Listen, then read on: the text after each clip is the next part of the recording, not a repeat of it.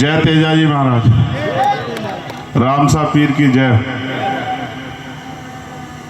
जय ही तो कर रहे हो इतने लंबे साल से, जब से आजाद हुए तब से जय जयकार कर रहे हो, लेकिन बिना संघर्ष के कुछ मिलेगा क्या? मुझसे पहले राजस्थान के भावी मुख्यमंत्री हनुमान जी बेनीवाल ने सारी बात आपसे कह दी। एक मजबूत प्रत्याशी के रूप में हमारे साथी यहाँ मौजूद हैं। हमारी बहन यहाँ इंदिरा बावरी जी भी जो विधायक हैं पार्टी से, वो भी मौजूद हैं। हमारे भीम आर्मी आजाद समाज पार्टी के नेता और सम्मानित कार्यकर्ता भी मौजूद हैं। राष्ट्रीय लोकतांत्रिक पार्टी के जुझारू सिपाही, वो भी बहुत मजबूती से इस काम को कर रहे हैं। यहाँ उपस्थित इस क्षेत्र की महान जनता, मीडिया के साथियों, पुलिस प्रशासन के भाइयों, ये लोकतंत्र का महापर्व,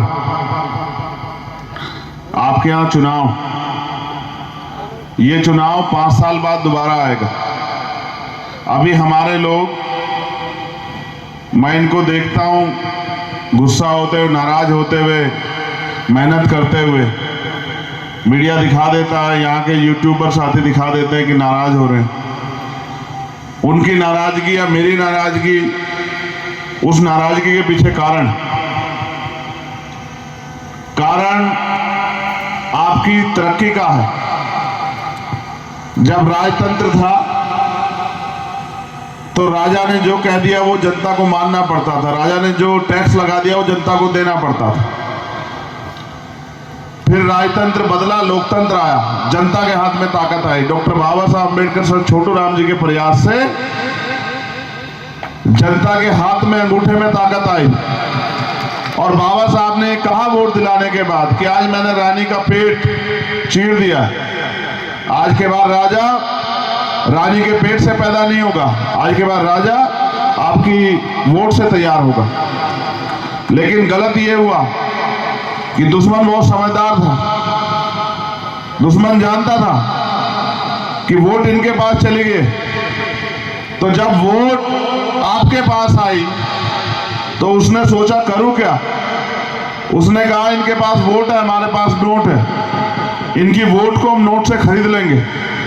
और ऐसा ही होता रहा। चुनाव के समय जो स्थापित दल है वो आपके बीच आते हैं, कुछ पैसा खर्च करते हैं, कुछ साधन लगाते हैं, शराब पिलाते हैं, और सच ये है कि आदत बिगाड़ते हैं।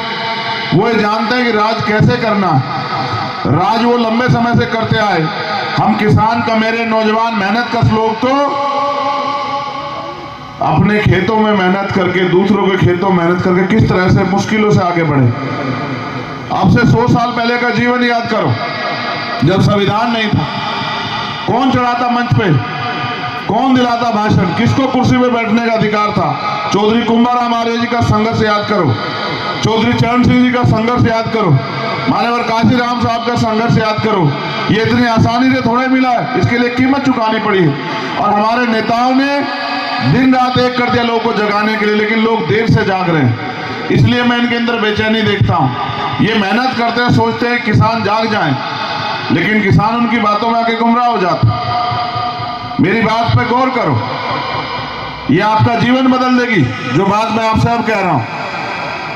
राजतंत्र में राज बदलने के लिए तलवारें चलती थी, भाले, हाथी घोड़ों पे युद्ध होता था, हजारों सैनिक शहीद हो जाते, तब राज बदलता था। लेकिन लोकतंत्र में आपके पास हथियार है वोट का। अगर इस वोट का हथियार के रूप में आपने सही प्रयोग किया तो आपके जीवन में खुशहाली आएगी। कैसे? आप वोट दोगे आरएलपी एसपी के प्रत्याशी को, तो कौन जीतेगा बताओ? जोर से बताओ कौन जीतेगा? जोर खत्म है क्या? यार नागौर के लोग कुछ खाते पीते नहीं क्या? क्यों भाई, कौन जीतेगा बताओ? अभी जगाना पड़ेगा, झंझोड़ना पड़ेगा, ऐसे नहीं चलेगा। कौन जीतेगा बताओ? और मुख्यमंत्री कौन बनेगा राजस्थान का बताओ? आप ठीक है, जब आप वोट अपने आदमी को दोगे तो आपके बीच का आदमी जीतेगा। जब वो जीतेगा तो विधानसभा में जाएगा, विधानसभा में जाएगा, आपके हितों की लड़ाई लड़ेगा। आपको क्या लगता है आप एक दिन का भविष्य तय कर रहे हो क्या? चुनाव एक दिन के लिए नहीं है। चुनाव में भले ही समय 1 महीने का लगता हो, लेकिन चुनाव अगले 5 साल के लिए, क्योंकि आपकी वोट तय करेगी सरकार कौन बनाएगा। ना कांग्रेस की बहुत तेज हवा है, बहुत नाराज है लोग कांग्रेस से, हम लोग देख रहे हैं, बहुत नाराज है। हमारे लोग तो और ज्यादा नाराज हैं। इंद्र मेघवाल के साथ अन्याय हुआ, जितेंद्र मेघवाल के साथ अन्याय हुआ, कार्तिक भील के साथ अन्याय हुआ, ओम प्रकाश रागर के साथ अन्याय हुआ, तोला गुजर के साथ अन्याय हुआ। जहां भी सामंतवाद की जड़ें मजबूत है, आज भी स्वाभिमान सम्मान का जीवन नहीं मिल रहा है राजस्थान में उनको। उनके अंदर बेचैनी है। वो तो बहुत दिन से इंतजार देख रहे थे कि हम और हनुमान जी इकट्ठे हों और गांव ढाणी ढाणी में एकता बने और जय तेजारी जय जी भीम के नारे मजबूती से आगे बढ़े। उन्होंने तो मौका मिलते ही इस कंधों पे बिठा लिया कि चलो भाई आगे बढ़ो, अब हम अपनी ताकत बनाएंगे। लेकिन इस बात पे गौर करो, जब आपके पास ताकत नहीं होगी, सरकार आपकी नहीं होगी, सरकार ही तो फैसला लेती है ना कि शिक्षा किसको मिलेगी, रोजगार किसको मिलेगा, किस क्षेत्र में तरक्की होगी, किसानों को फसल की दाम मिलेगा नहीं मिलेगा, महिला बहन बेटियां सुरक्षित रहेंगी नहीं रहेंगी।